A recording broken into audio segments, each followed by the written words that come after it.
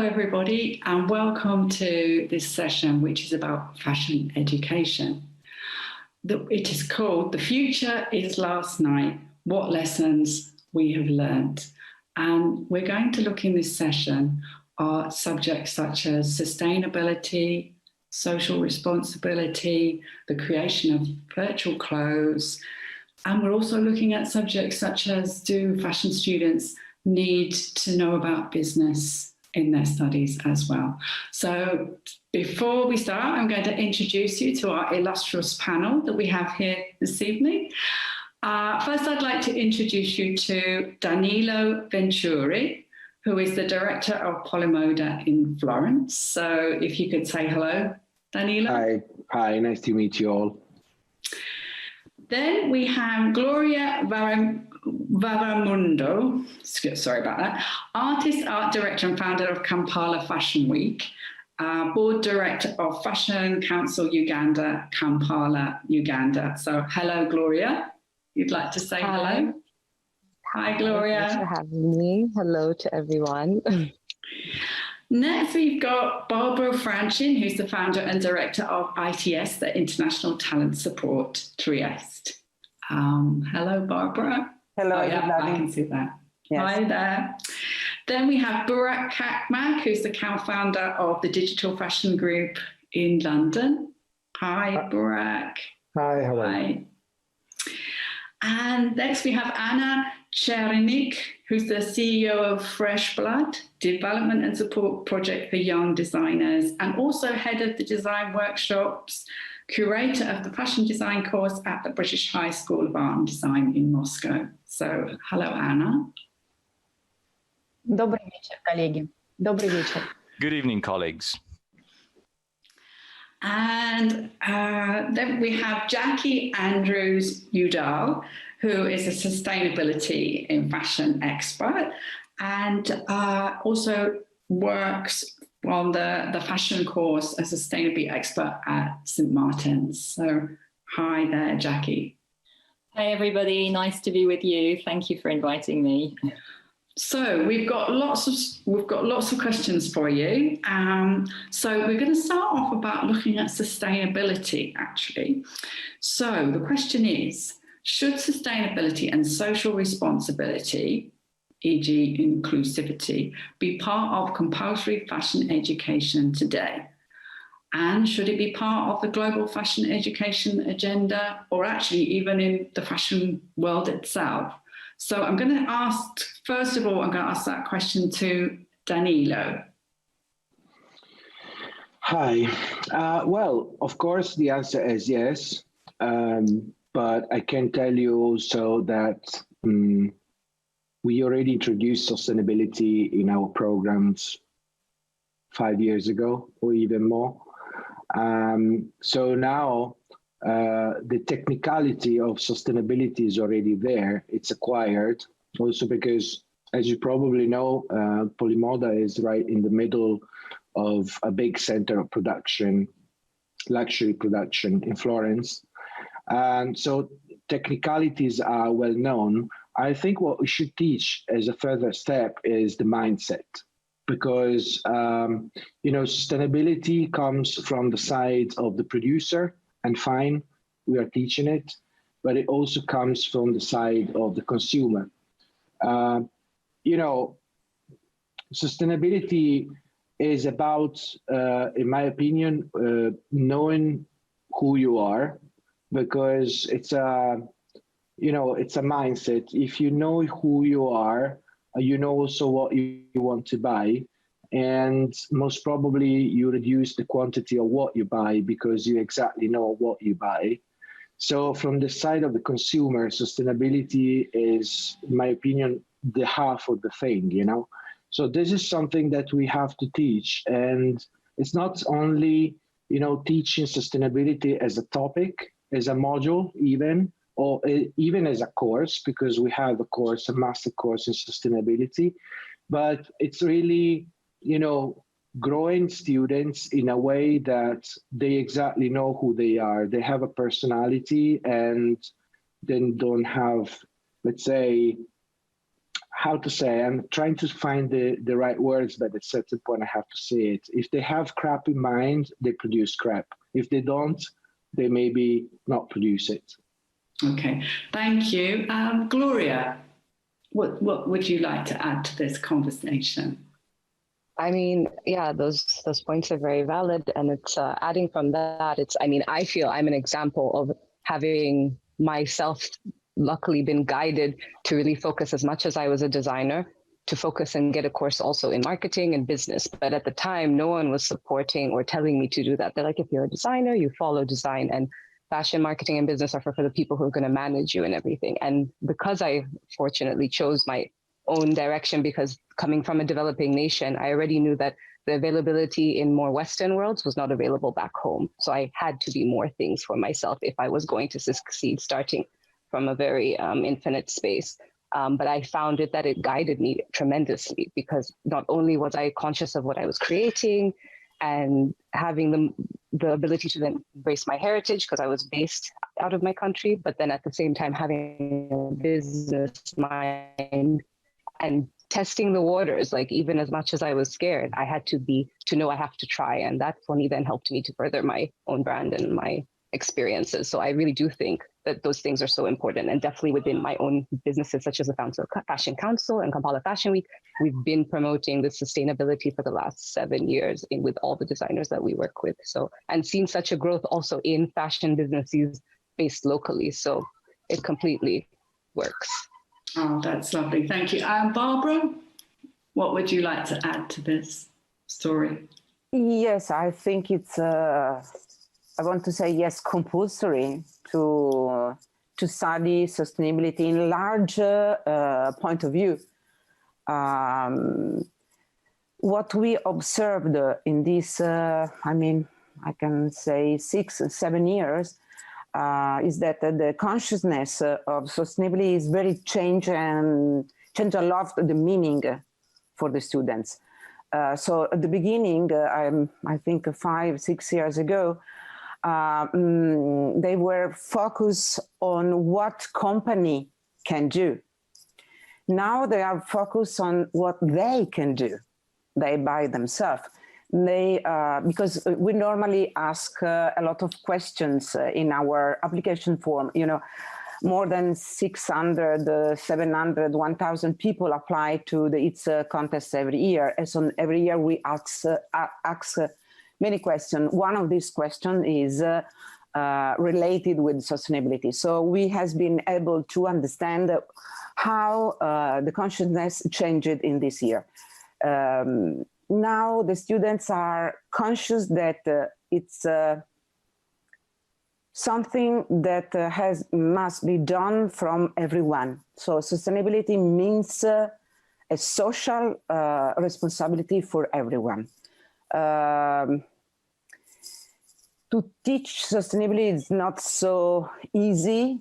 We need to understand that the students has limited technical instruments to develop a process that must be thought in a bigger scale. So what they can do is to try to understand how to build a new material for sure, how to apply the upcycling in the real way, but they need to talk with the industry, because to change really the process of production it's a bit complicated. So it's not just a student can solve problems or big problems. They can be conscious, they can project, they can start to think in a sustainable way, but it's a long process. This is my opinion. But they are experimenting a lot. What we received this year is incredible. Material, fabrics done with everything, colors done with everything. So they are experimenting a lot. But now the experimentation is just one by one, it's individual. Okay, it's an individual process. It's not something that you can apply in an industrial way. Oh, thank you very much. Burak, what's your opinion on this subject? I think we're definitely seeing opposing trends going in some ways into the future, and these are going to define how it's going to influence each other. One of them is clearly industry is speeded up so much that now we have in some brands 52 collections a year. Every week we're getting new product. And that's on the mass market side. But even the luxury brands, they don't do 2 seasons, 4 seasons anymore. They're doing a lot more.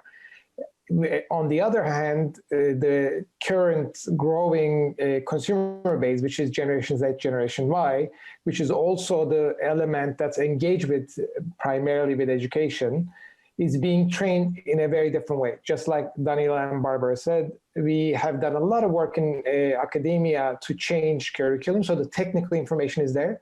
And now it's the moment of building a new culture. And we are seeing that differentiation happening, especially as graduates from schools are becoming not only the new consumer, but the new creatives. They are pushing for a different way of doing things. So it's becoming a much more networked ecosystem of small brands that is trying to do new business models, innovations with smaller quantity that are sustainable. At the same time, you're seeing the larger brands trying to figure out how to continue to grow by selling more and more and more. So sustainability is definitely something embedded into the future, both on the business side as well as in education. I think with the younger generation really growing the culture that they are pushing forward is going to influence a more positive change to the future, where we're going to see probably better alternatives to the issues that we are facing in the larger side of the industry. So it's more than anything a tipping point. Thank you very much. Anna, how do you see this question? Спасибо большое. Thank you so much for having me. I would like to change gear and to shift the focus of our discussion. At the British High School of Design, of Art and Design, we view sustainability in terms of social and corporate responsibility. We've been promoting this topic for 6 years, and at our fashion design course, we have a compulsory model on inclusive design or inclusivity in design. And we had models with the Down syndrome, people who are in wheelchairs, blind people, people with disabilities. And this spring, when the pandemic broke out, we crossed the borders. We worked with patients of Moscow Hospice. This is end-of-life care and the Moscow Palliative Care Center. So it definitely helps us to explore a new customer base, but it also allows our students to realize that their audience is much broader than they could have imagined, than the audience that is being dictated by the glossy magazines. It broadens your horizons. It's a wake-up call. Design is a tool that can change a lot in the lives of the people. And personally, I see a path to sustainability in this area. Thank you, Anna. That's really, really interesting. And Jackie, what would you like to bring to this subject? Hi, well, I think I was really touched by what Anna just said. I think in our case, we've had some students come out who probably have been who've had the most interesting projects, who actually are not aspiring to work for a brand. And that's maybe one of the biggest changes, is seeing that, in fact, a lot of students before, and the way we taught them and we sort of put this business model to them was, that most of them were aspiring to work for a luxury brand based in Paris. And, a lot of students still do stick to that classical path, but it was nice to see that many of them are finding different ways and actually, want to work in Africa and finding inspiration for fashion in totally different places, not just from the luxury houses. So I think that's sort of what's happening, is that, it's at CSM, we've had a sustainable innovation hub going for quite a long time now. And a lot of students have come out who have entered the houses and are now driving sustainability within them. I mean, I also work for Clerici Tessuto, and you can see that the studios coming in are informed by the younger generation. So we're finding that the Gen Z graduates who are going out, who are joining the studios, are actually informing the studios. So it's really important to drive our education forth, because our graduates are actually going to change the system, and they're already changing the system. I mean, there's a lot more coming in terms of sustainability requests, because the studios are charged up with young people who've gone through, who've had methodology. I mean, our generation had absolutely no methodology in sustainability. I know that when, I was working at Stella, we were actually exploring sustainability. Now you've got several, years of graduates who've come out who have sustainability methodology incorporated, into their knowledge, but it all has to change. It's changing all the time. I mean, the standard methodology of just looking at, zero waste pattern cutting, upcycling, using dead stock, it all has to be re-questioned with the fact that, figures were coming in from the recent UNEP report, which say that, we now fashion employs 86 million people, and only 2 of them earn more than the living wage. Sorry, 2%. What am I saying? Only 3.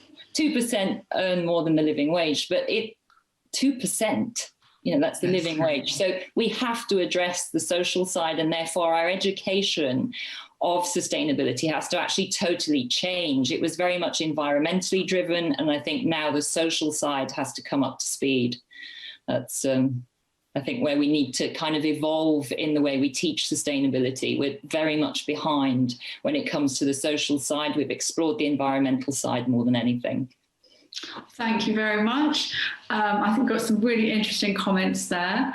Our next question is, should the creation of virtual clothes, with some working in 3D editors such as Clo, for example, should this be part of a modern fashion education? Should it be compulsory? Why? Why not? Okay, so I'm going to ask this question first to Gloria.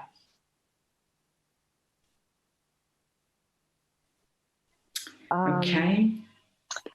Yes, I mean, I understand why people maybe would argue on the sense of like less waste, because everything's being done on a laptop and being saved compared to maybe the old sense of sketching and stuff. But definitely because I work with all tiers, variety of tiers of levels of where someone's education is, from individuals and artists who are coming from the village to town areas to then a city, and what they're been exposed to and how you kind of bring them up to tier. Unfortunately, we still do need the method of not 3D design. And I feel that it's needed maybe in all areas, but it's still also maybe, I feel sometimes a pressure where we feel like, okay, if we want to participate with more developed and Western brands, we have to evolve this technology. And sometimes, I don't know, I'm in a space where I'm thinking what's more important at this time. And for me, sometimes it's still skills and everything rather than, okay, a 3D, which involves computer and technology, which are pricey. And there's other things that we still need to attain to get our development of our production going. So, yeah. Yeah, I can understand that point of view. Barbara, what would you like to add to this discussion? Yes, I think that they need to study, to have more information, to have to study the digital side of fashion in terms of production, but not only that, also in terms of communication, especially. But without to forget the direct dimension of the touch of the clothes is something that you wear. Fabrics is something that you touch. So I understand that can be an interesting tool.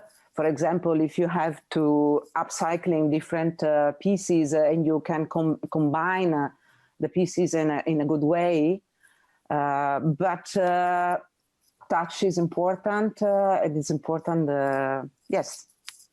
Okay. Moving on to Burak. What's your thoughts on this, on the 3D virtual clothes?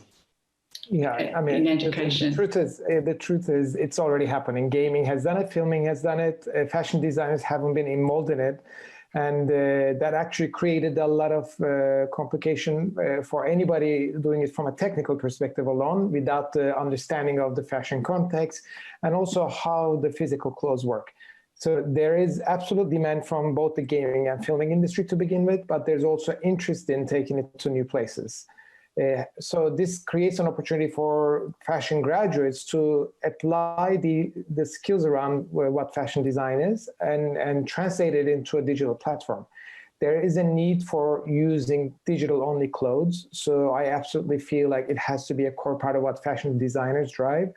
That's not taken away from the need for doing physical clothes, because we are still living in physical world and we will continue to dress ourselves.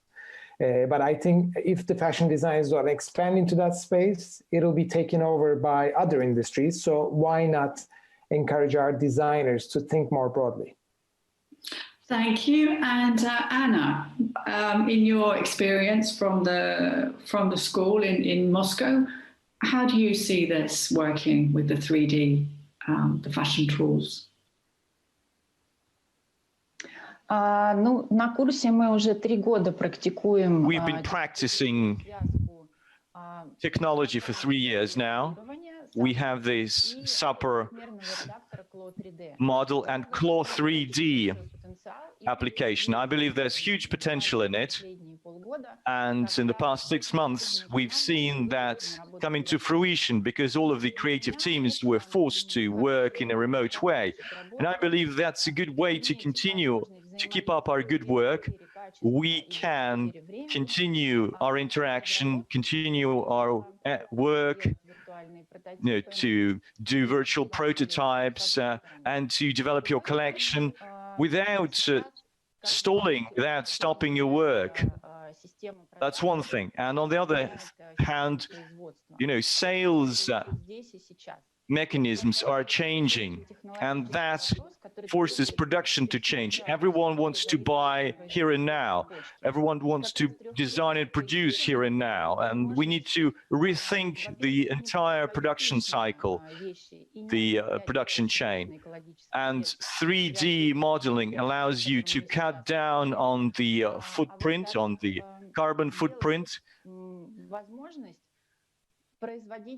And it allows you to make custom-made, tailor-made products. So you come up with a collection, and in a couple of days, the customer would be able to get it, to order it, and get it custom-made. Thank you, Anna. And Danilo, how is it with Polymoda and 3D virtual clothes creation? Well, actually, I'm going back to the last 3 graduation shows we had in Polymoda that usually takes in June. So first we had Tell Me About You, and it was about inclusivity. Separate Collection was about sustainability. And the last one before COVID was Supernature. And it was already tapping into this even before, because we introduced 3D design, and so our students can use now 3 techniques, which is draping, pattern making, or 3D. And we don't really care if the envisioning or what the design comes from one technique or another. But I do completely agree with Burak, and also, we all said at certain point clothes must be worn. And so the envisioning, the design, pure design is something, and the finishing of the garment is something else. It has to fit, it has to stay on the body.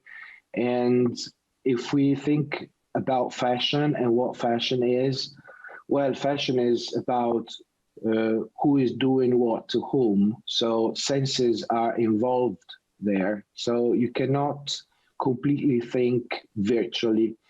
I can tell you also, here again, we have a different point of view from adults and Gen Z, because the same way we still talk about sustainability and Gen Z gives it for granted, the same as with technology. So we are coming from a generation where technology was adopted, so it's a tool, while the Gen Z generation lives in it. You know, they completely, I mean, their house is the home, but when we say home, we say homepage, not even. It's social media, and it's all about that. So what we think is the future for them is the past. I can tell you, during the first lockdown, so last March, we asked our students to choose if they wanted to go virtual, so to create a movie in June for their graduation show, not a film movie, because everything was impossible at that time. I don't know who was in Italy knows very well that we had the army on the streets, you know, so it was all closed. It was even impossible to film anything, you know. It had to be virtual, complete like a cartoon. So we asked them if they wanted to do that or just postponing the physical fashion show, and they said in majority, big majority, they said we want to postpone, but the fashion show must be real, in person, you know. So one thing is filming, which has something real inside. One thing is completely virtual. One thing is the entire design comes from virtual instruments, which we provide, obviously. And one thing is if the envisioning is virtual on your iPad, but then the finishing, the making is physical. So yeah, it's quite complex, but I think as adults, we have been a bit left behind because Gen Z is much, more advanced, and most probably what we think is advanced for them is the past, and vice versa. Okay. Well, thank you very much. We've just now got a couple of minutes left. So very quickly, I'm going to ask all of you the next question, which is, do you think fashion students need to know more about business, fashion management, PR, social media? So if you can all very quick fire answers. First of all, to Barbara.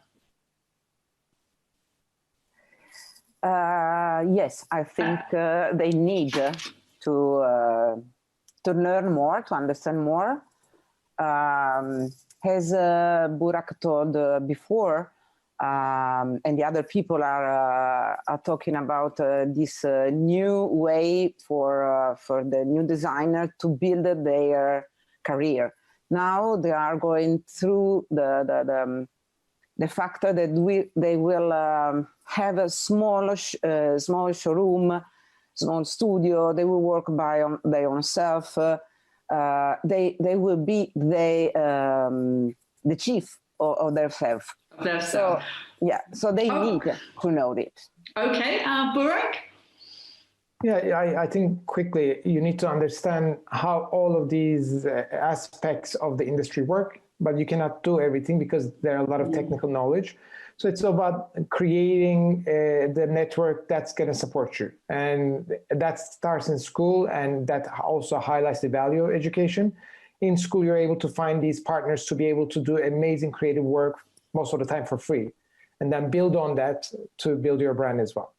Okay, and we've just got very, very short time left, so I'm very sorry we're running out of time, but thank you all so much. It's such a shame we didn't get to the bottom of all these questions, but hopefully maybe you will get a chance to have another session so that we can actually get through this, because there's just so much to talk about along this subject. And so I'd just like to thank all of you for this session. So thank you, Daniela, Gloria, Barbara, Burak, Anna, and Jackie. And thank you very much for this. And thank you very much. And thank goodbye. you. Thank you. Thank you. Bye. Bye. Bye. Bye.